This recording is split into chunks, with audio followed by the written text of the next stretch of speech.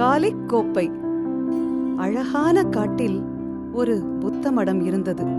அங்கு நானின் என்ற ஜென் துறவி வசித்து வந்தார். பாணன் என்ற பல்கலைக்கழக ஆசிரியர் அவரை பார்க்க வந்தார். அவர் ஜென் பற்றி படிக்க வந்திருந்தார். துறவி அவரை அன்புடன் வரவேற்றார்.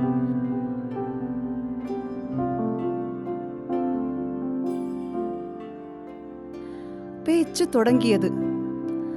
ஜென் பற்றி பேசினார் பாணன். பேசிக்கொண்டே இருந்தார். நானின் பொறுமையாக கவனித்தார்.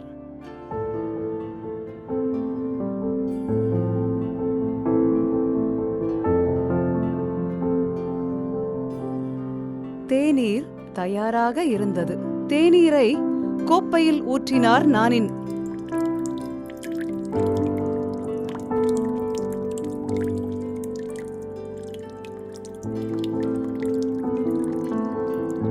ஊற்றிக்கொண்டே இருந்தார்.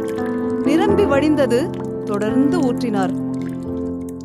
இடம் இல்லை என்று பாணன் பதறினார்.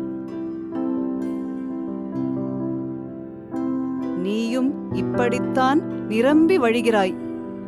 உனக்குள் புதிதாய் படிக்க இடம் இல்லை. அந்த நொடி பாணனுக்கு புரிந்தது. அது ஒரு ஜென் மொமெண்ட்.